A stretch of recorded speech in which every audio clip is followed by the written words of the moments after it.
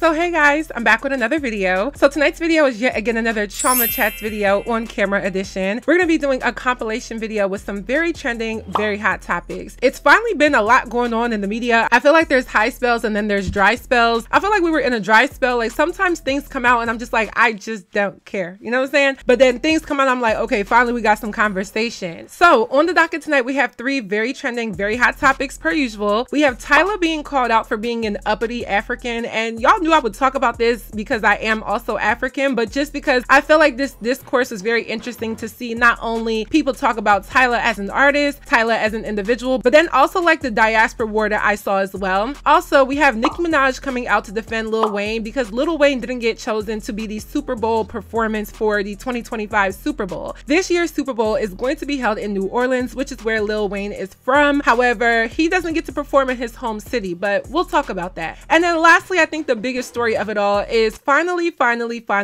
Sean P. Diddy Combs is finally arrested by the FBI. And I think this was a long time coming. I think it's just crazy that, you know, he finally got the day where it was all gonna come crashing down. As you know, he was raided back in like March of this year and they found different things, but we didn't know what exactly was found and where they were gonna go with this. But come to find out, he is going down, which we already knew. So before we get into today's video, I did want to announce something. Unfortunately, I am going to have to cancel my Philadelphia meet and greet just due to some unforeseen things that are kind of out of my control. I cannot host my meet and greet. The meet and greet was going to be earlier in the day and then the after party was later at night. We are still on for the after party, so if you do want to come out, it is $20 at the door. You can buy tickets in advance or at the door, and it is going to be popping. A lot of people are coming out to SA Cafe in Philly, which is in Upper Darby out west if you're from Philly, and it's going to be a good night. We have AfroBeats music and we also have hip hop, a little bit of a mix as well. So I will still be there to host if you want to come out and meet me in that form. But as for the meet and greet, I can't host it earlier that day. I will see if I can eventually do it in Philly because that is my hometown at another date later on this year or maybe next year. But for now, that's where we're at. So thank you to everyone that bought tickets. If you bought tickets, I will be refunding you. You probably already got it. And if you couldn't make it, but you did want to come out, just stay tuned for more information on where I'm having my next one. So as you guys know, I like to hear what you guys have to say about any of these different topics because a lot gets discussed in the comment section, but I love learning from you guys because sometimes you guys have different opinions or different perspectives that I didn't even think of. And I'm like, you know what? You are right. So definitely let me know what you think down below. Number your story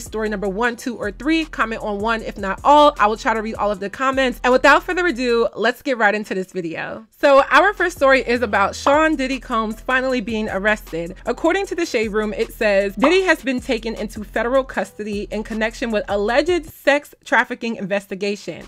They also say that he was just taken into federal custody in New York into the FBI field office in Manhattan. Reports state it appears the action was taken in connection to the ongoing criminal investigation into alleged sex trafficking along with other offenses. As we previously reported, the allegations led to search warrants being issued and executed at Diddy's homes in Beverly Hills and in Miami. Diddy's attorney Mark Agnifilo released a statement saying his client is an imperfect person but is not criminal. He adds, to his credit, Mr. Combs has been nothing but cooperative with this investigation and he voluntarily relocated to New York last week in anticipation of these charges. Please reserve your judgment until you have all the facts. In addition, Agnifilo says he looks forward to clearing Diddy's name in court. Now, let me just start off by saying Diddy is a clown. Like, he knew that his day was going to come, and the fact that he moved back to New York a week ago in lieu of this arrest and all of this, I just know that this man has been battling a lot. And it's funny because I saw a video of him like taking pictures with fans, and I feel like this was his last time outside, and he looks as if he's trying to like play coy and cool by being his normal self. I remember after the first set of raids, he was then seen out riding his bike in Miami with I think Stevie J or somebody, and he was also still soaking up the clout and attention from everything going on. And it's like, to me, where's your moral compass? I mean, he really does not have any, we know that, but where's your moral compass to say like, okay, although I have been this vindictive, devilish, evil person all these years, it's starting to catch up to me, so why not lay low, duck off, and make sure that like my kids, my family, and all of that is good and just stay out of the public eye? Because it kind of shows that if you're still willing to be outside and act normal, maybe for your own like mental health, you're trying to just live out your last days of freedom, and maybe I see that, but at the same time, like, no, like, because no, you should be inside preparing for this. And I don't necessarily think that he's not, but I feel like he's still trying to maintain like a public visual. Now, I'm going to get into a news article that I saw because I thought this was all very interesting. So it says,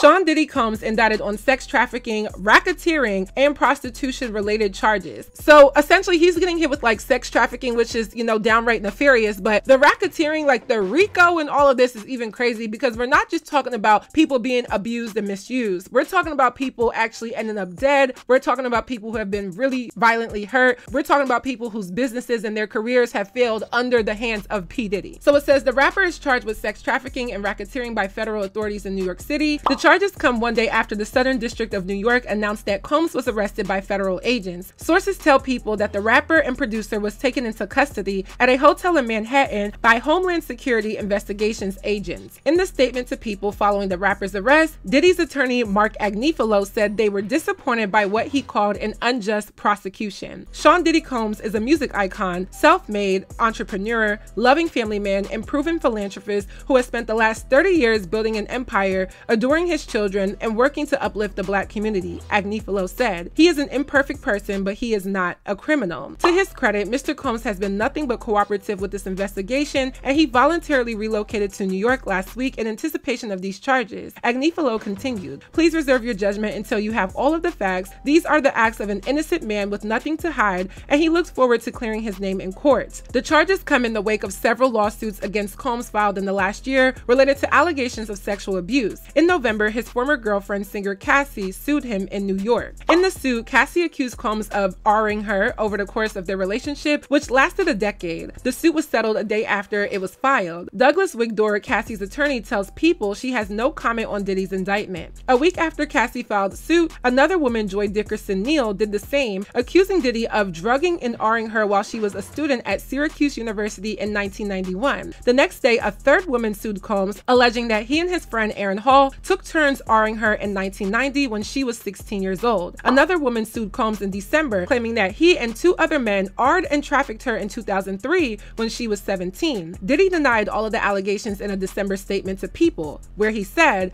"Enough is enough. For the last couple of weeks, I have sat silently and watched people try to assassinate my character, destroy my reputation, and my legacy," he said. "Sickening allegations have been made against me by individuals looking for a quick payday. Let me be absolutely clear. I did not do any of the awful things being alleged. I will fight for my name, my family, and for the truth." Well, Diddy, the truth is, you did do it. The FBI is not going to come and get you just because of you not doing something. They have an enormous amount of evidence against him, and this has been ongoing. Let's not forget, literally, back in November of last year, we're coming up on almost a 12-month, one-year mark. It was Cassie, his ex-girlfriend of well over a decade, that kicked all of this off. And since then, like the article said, there has been so many women that have come out and said something alleging that he has done something to them. There's been drug allegations. There's been allegations of underage boys and girls at his parties and his presence doing nefarious activities. There's been other celebrities involved. There have been racketeering. There have been trafficking. There have been so many things that you mean to tell me that you're not guilty of anything. I find that to be so crazy and disingenuous. And I get it. You're probably trying to sit here and say, well, you know, I'm rolling the dice on my life, so why not go out with trying to live my life normally, or at the very least come out of this unscathed. But even if some way, somehow he doesn't end up going to jail for this, which he's going to, but let's just say he doesn't, the moral and the ethical reputation is completely shattered for the rest of his life, and he will never be able to recuperate what once was. Now, Diddy is asking to be released on bond, which I feel like for something of this magnitude, I don't think that's gonna happen, but you never really know. I feel like sometimes people get bond for doing the craziest things, and sometimes people don't get bond for doing things that aren't as bad. But he has proposed a package of what he would like in order for him to be able to pay this bond and be released, and then once the trial starts, you know, show up and do all of that with his lawyers. So it says the defense proposes the following bail package. It says a $50 million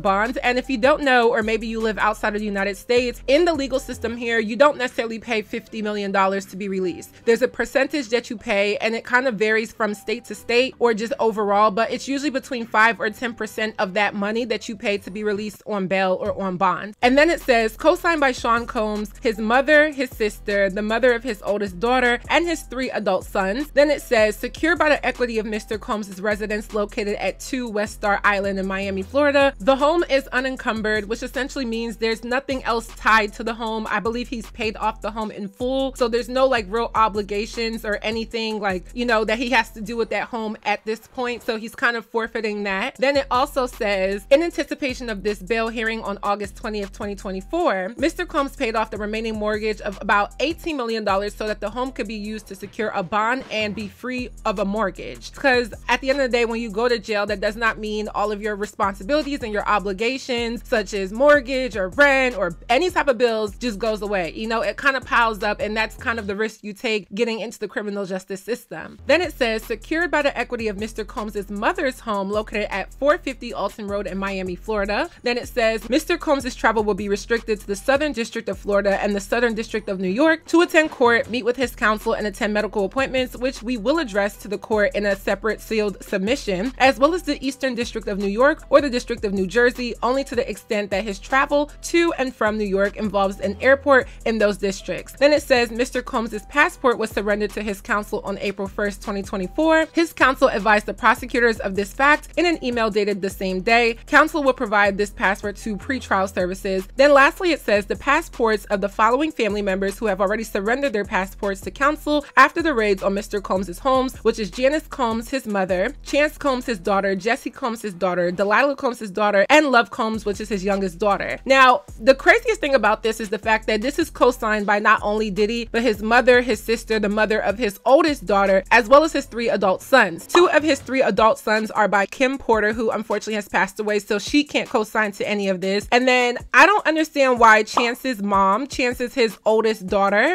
would ever co-sign any of this, because essentially if he then violates this so-called proposed package, then his children will go to jail. And I believe Chance and maybe the twins, they are 18. So Chance is 18, and I believe the twins are going to be 18 soon. So I think that's kind of crazy to sign off on that, but maybe that's just kind of an offering to say, I'm not going to violate this if the judge agrees. Now, my opinion is I think that he is a flight risk, because essentially what this is saying is that, oh, well, if you agree to all of this, if I forfeit my house and all of these different things, you know, I'm going to remain at XYZ residence, and I'm only going to leave that residence for medical appointments, to meet with my counsel, and to do things of that nature. Essentially kind of like a house arrest thing, but it's not really legally house arrest. It's just kind of being away and confined, unless it has anything to do with this entire court case. Another interesting headline that I saw in Spiritual World said, law enforcement officials confiscated narcotics and more than 1,000 bottles of baby oil and lubricant from Diddy's homes in Miami and Los Angeles during raids in March 2024. And essentially that just means that he was stocked up on equipment or inventory to kind of add to the whole sex trafficking thing. I mean, what do you think baby oil, 1,000 bottles of baby oil, would be used for? You're not just going to say, oh, well, you know, that's normal for a black household, or that's just normal because my skin is dry. 1,000 bottles of baby oil is being used because you want to lubricate something, and I'm gonna keep it as PG as possible. So that's just crazy that they found that. And then they also confiscated narcotics, which could be a slew of anything. But this is a lot, y'all. This is a lot. I'm looking at all of these headlines, but according to the Neighborhood Talk, kind of talking about the proposed package, there's a headline that says Diddy says he's no flight risk and begs to be released on $50 million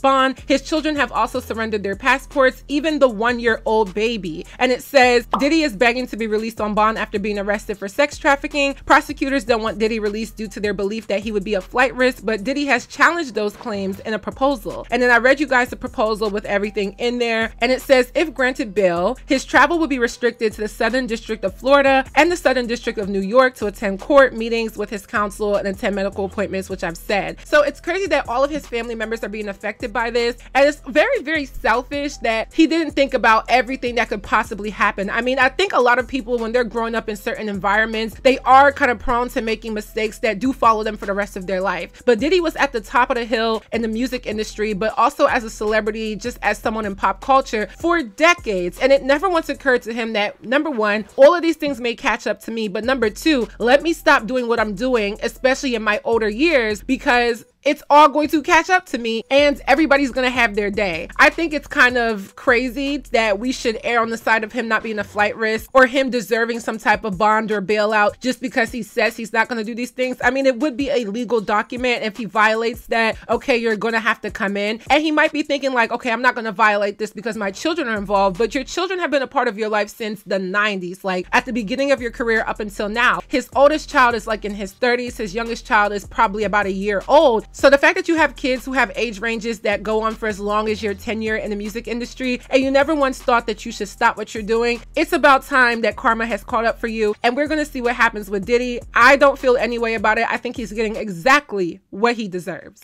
Now let's move on to the story about Nicki Minaj and Lil Wayne, and Nicki Minaj coming to defend Lil Wayne for not being selected to perform at the 2025 NFL Super Bowl. Now this all started because Kendrick Lamar, who has had a very triumphant year dropping They Not Like Us, and the whole diss between him and Drake, has been selected to perform at the upcoming Super Bowl halftime show. And I think I could have seen this coming because at the end of the day, Kendrick has been the artist that has been on top this year. And I feel as though, although some people find the beef kind of played out, or people still like Drake, or people felt like Kendrick really wasn't popping until now, maybe to you, but he's been popping. I feel like based off of Kendrick Lamar's tenure in the music industry and how he's been here since like before this crazy era of where we are within hip hop, he is very deserving to be selected to be a performer. Now the Super Bowl halftime performer is not paid. Essentially, this is a platform for them to showcase their talent and their artistry, their catalog, to not only the fans that know them, but to the millions of eyes that may not know them. And it's more of like an honor. It's kind of like being given an honorary degree in a sense, where we see that you are so established in whatever field that you're doing in music that the NFL invites them to the most televised event in TV every year, which is the Super Bowl, to be a performer because everyone is watching, not just in America, but worldwide. So Kendrick Lamar has received that honor, and I feel as though I like all of the artists that are being talked about in this entire thing. So I'm here for it. You know, I'm here for Kendrick Lamar, but if it was Lil Wayne that got selected, I would have been happy as well because I also like Lil Wayne. I would love to see a Young Money performance at the Super Bowl because I would definitely tune in and watch that. So Kendrick drops this video and he's basically announcing that he is the Super Bowl performer. And to get that call, just think about how much of like reassuring that is to your music career, that you've made it to the point where the NFL is calling you to be televised on the biggest night in TV every single year. And so it's like after the whole Not Like Us thing and the beef, it makes sense that Kendrick was given this opportunity. But there were some people who were not happy with this, including Nicki Minaj.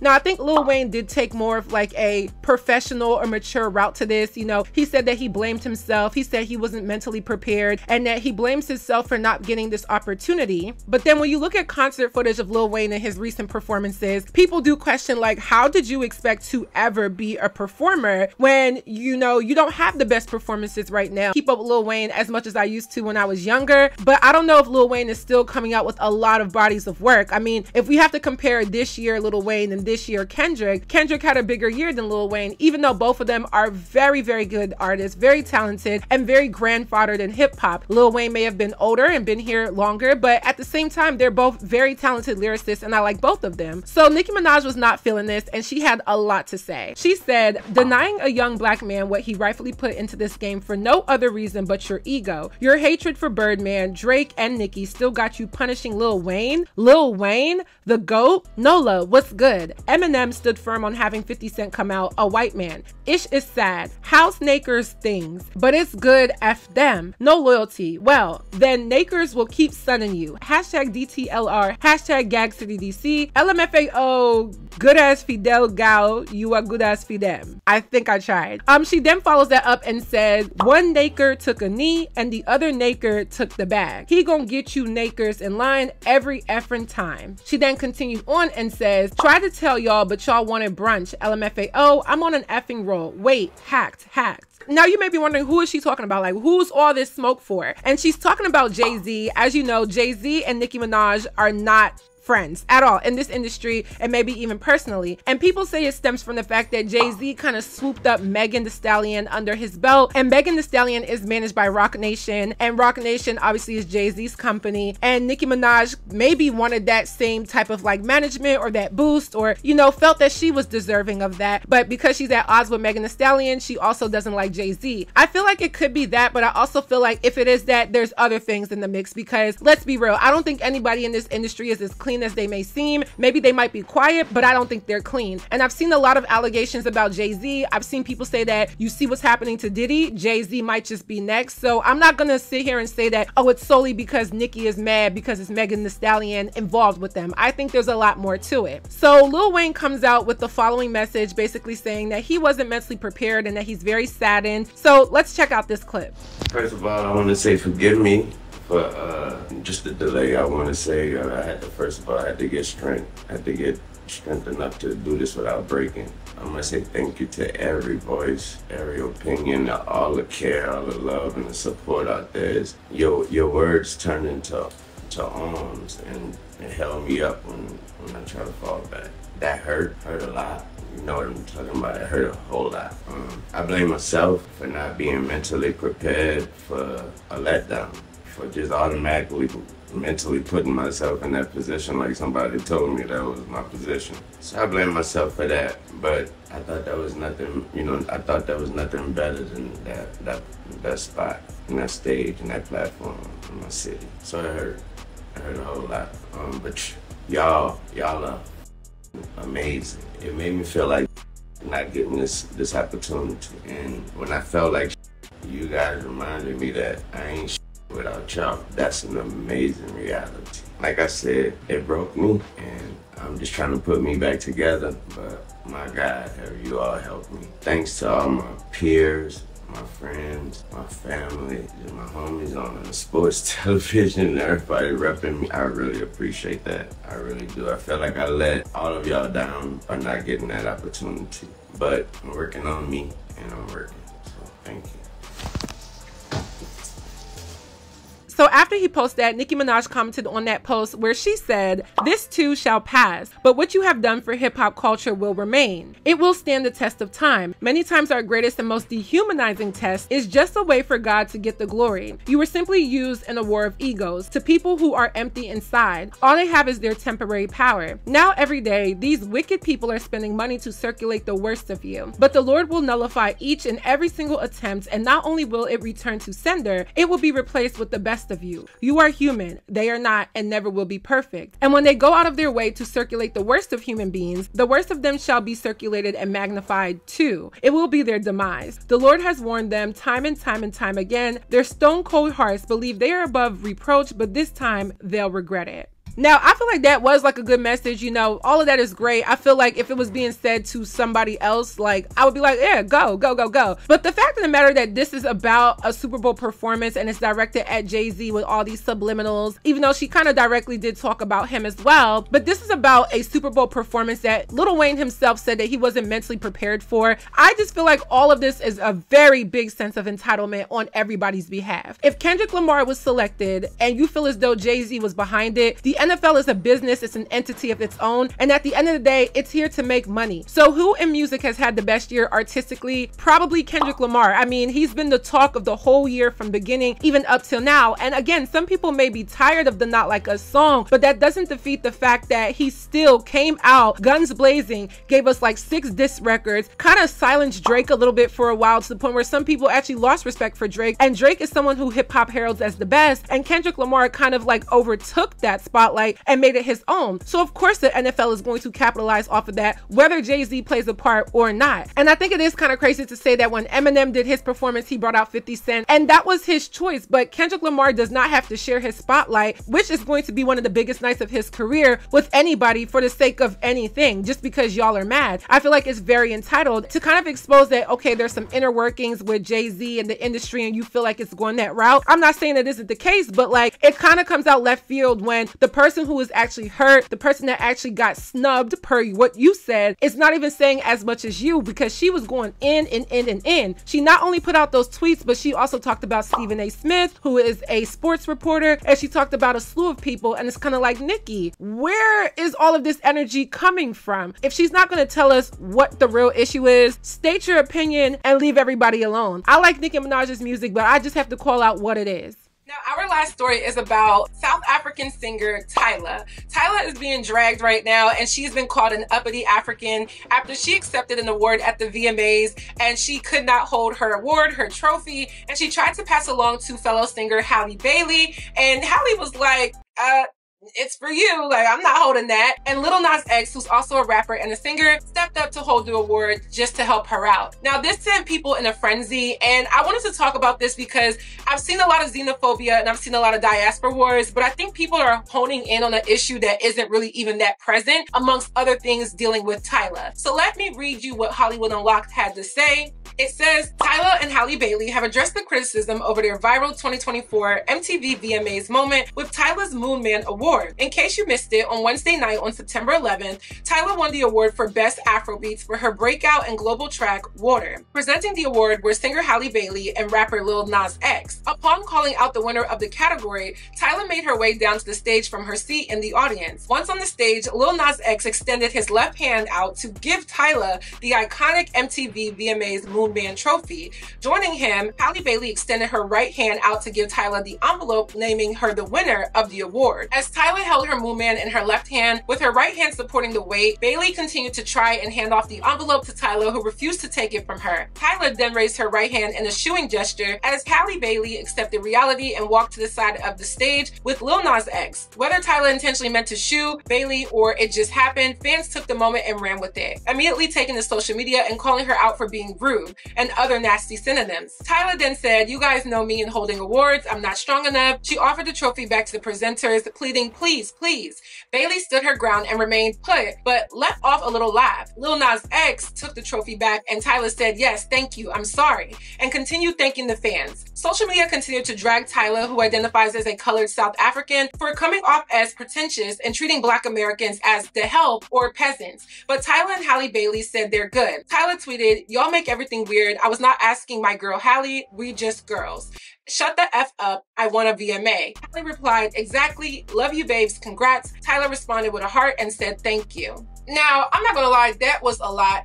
Like, this is like blown out of proportion. Like, I feel like this is such nonsense. Like, this is like not even that big of a deal. There's no way y'all saw that, made it this whole thing with like a diaspora war and how an African or a South African in particular is treating a Black American. I don't think it was ever that deep. Do I have to mention that there are some character flaws with all of this on Tyla? Yes, but I don't think it had anything to do with the diaspora, which is why I feel like a lot of this diaspora stuff is coming to a point where it is increasingly difficult to just exist as a person of color or just a Black person.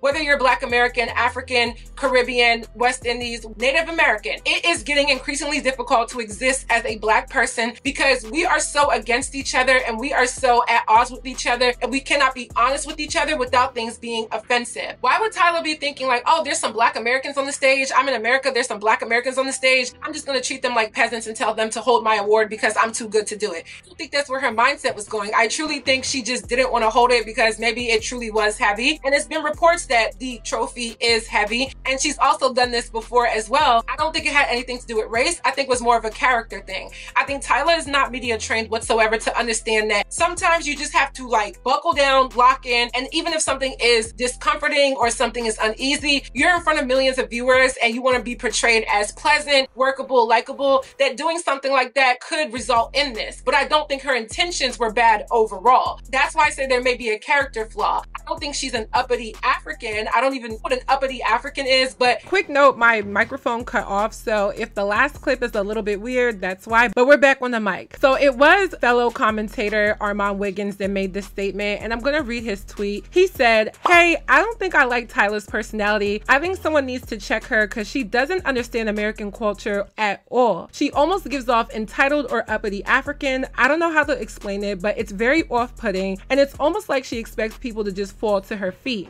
Now this tweet received over 6 million views. It has like a lot of engagement, and it caused Tyla to update her bio and say uppity African. And I think she was trying to like just play back what was saying back to her, you know, kind of like absorb the narrative and make it her own, so that it's like, hey, you think you're coming for me, but I'm accepting what you're saying and I'm taking it not necessarily with grace, but more of like a comical thing. And I feel like she should not have done that. That's where I have to call in the character flaw, because when people are calling you a certain name, that doesn't mean that you have to take it, absorb it, and run with it. I mean, if you're an uppity African, then so be it. But if it was never that deep to you and the internet made it such a big deal, then whatever the internet is saying, whatever narrative that they're putting out there, don't feed into it, because it makes you look like you are exactly what they're telling you. Now, my thing with Armand Wiggins and this tweet, I do feel like this tweet is xenophobic, because if Tyla showed extreme disrespect for Black Americans or for just a culture that isn't hers and that was blatant, then I get calling her out. Hell, I would have called her out. I've even called her out when she did her Breakfast Club interview, when she couldn't even talk about the difference between, you know, being a South African colored person and then being biracial here in the States, or just being a Black person here in the United States. It's like she didn't want to talk about it. And like, if people are always making race and ethnicity and nationality like the controversy surrounding you, I feel like you can once and for all say something. But people think that Tyla uses the Black American experience or just the Black American culture to benefit her. But I want y'all to tell me, and honestly tell me, in what ways that she has done that. Like, I'm not saying that she has or hasn't, but I want to know what ways has she done that, because any artist from overseas is looking to come to the United States and literally make a name for themselves. I mean, all of the music labels and industry stuff is right here in the States. I mean, why not? People yearn to come to America because it's a land of opportunity. It may not have fairness, or people might have different ways that they can get ahead. We've seen that, but it is a land of opportunity. So are we now saying that Black people from outside of the Black community in America cannot come and benefit from being immersed into Black culture here? I mean, I get it, but like, I also am a Nigerian who was born and raised in America, who was born and raised in Philly, grew up here. I have an American accent. I have a Philadelphia accent. You know, my life has been here and I'm immersed in both cultures on a daily basis. So it's kind of like difficult to say like, well, because you have this heritage or this ethnicity, you can at least just be amongst the culture. I get the critique if someone is like an immigrant or they've spent most of their life elsewhere, such as Tyla. I'm not sure where she lives, but I'm going to assume she now lives in the States. But it's kind of like, did she do that on purpose, or did the Black community take Tyla in, being that she's this biracial and light-skinned with a certain phenotype, and that's what we like to promote, not only in hip-hop but just in Black spaces, and then kind of give her that pass to be this big of a star. And then now, because she didn't claim that she's Black, because she isn't, and she stood on what she is, now it's like, well, you used us. And I'm trying to again ask, and I want y'all to tell me down below, how has Tyla used the Black community for her benefit? Because if it's blatant examples, then okay. But if it's like, oh, well, she didn't necessarily do it on purpose, or she just took advantage of her opportunity and the Black community promoted her, then I don't know where we can call her an uppity African who looks down on Black Americans as if they're the help or they're peasants. And I think with Armand's tweet, it kind of curated this conversation of, again, a diaspora war, which I didn't personally like, because I felt like it wasn't that deep overall, and I think he was reaching a bit to say all of that. Now, I don't want no smoke with other commentators, but I did have to call it out, because that did kind of strike a nerve for her, and that was now the narrative that he said that other people picked up. And I also think it was a little bit weird that he said that she doesn't understand American culture. I mean, she's not American.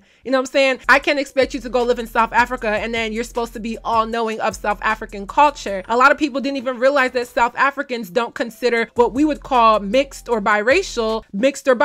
They call it colored. That's just what they call it. So people had to have this edification to understand classifications of race and ethnicity and background from another country's point of view, but expect somebody from another country to see their point of view. And I get it. Like, Tyla's here as not an American artist, but she's known in America, so you expect her to understand or conform. But I don't think what she did at the VMAs was an example of that. Also, I feel like Tyla was very polite. She said, please, please, thank you. It wasn't like she was rude about it. I just think it's taken off as rude because people are finding ways to dislike Tyla. And you're free to dislike the girl, but I do have to say, in that moment, I don't think it was dislikable. I think it was a character flaw. I think she wasn't media trained. I do think it was kind of like dumb, because, you know, hold your own award. Like, girl, what are you doing? Hold the award. It could be heavy. I know you don't want to disrespect it by putting it down on the ground, so she did ask, but at the same time, I don't think she was condescending or rude about it overall. Now, some people are going to say, like, Chioma, you're African, so that's why you're defending her, and that's not even it. It could have been anybody, but I'm also defending the fact that there was a diaspora war that was created, and I don't think it was that deep for it to get to that extent. I also think it's crazy that, like, just like months ago, people were calling out Halle Bailey for her attitude and how she treated that nail tech and all the stuff that happened surrounding her pregnancy and whatnot, and people were kind of against Halle Bailey. But now in this light where there's somebody else that doesn't share the same phenotype as Halle Bailey, now it's like, oh, Halle Bailey is promoted here and let's defend her and, you know, get behind me, Halle, while people then kind of down talk Tyla. Like, people are so inconsistent on the internet. That's why you can't be biased. I just think people need to let Tyla live until she does something or says something that is blatantly disrespectful to the culture of Black people here in America. I can't just sit here and down talk the girl for something like that. I don't think it was that big of a deal. She should have held her own award, but I don't think she was disrespectful. And I think this whole entire thing just goes to show that some people will take anything and truly run with it. So that is it for this video. I hope you all enjoyed. Please let me know your commentary on my commentary down below. What do you think? What do you know? Let me know. Just a reminder, I'm no longer having my meet and greet in Philly this Saturday, but I am having the after party. So if you want to come out and party with me, come and meet me in that way, you can definitely do so. The flyer is up. It is $20 at the door, and I believe doors open at 9, and we're going until like 2 a.m., maybe 3, maybe 4. So you can come anytime during the night. If you see me, definitely speak. I will speak to you. Don't feel like it's weird. We'll take pictures and all of that type of stuff. Also, don't forget to follow me on all of my social media networks, and I will see y'all in my next video. Bye, y'all.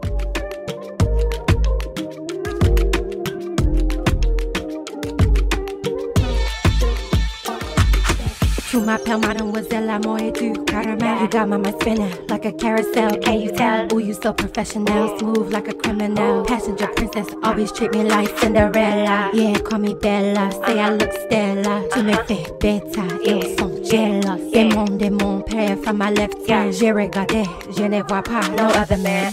Number one, Papa, you know you're my only one. 2 times 2, buy me everything under the sun. Toi, c'est moi, bisous on my body, love that. Yeah, we had tough times, can we rise above that? Your smile's my weakness, your body give me releases. It do my day be increasing, it does. You bless me like sneezes. I could write a whole thesis when I give you these reasons. Count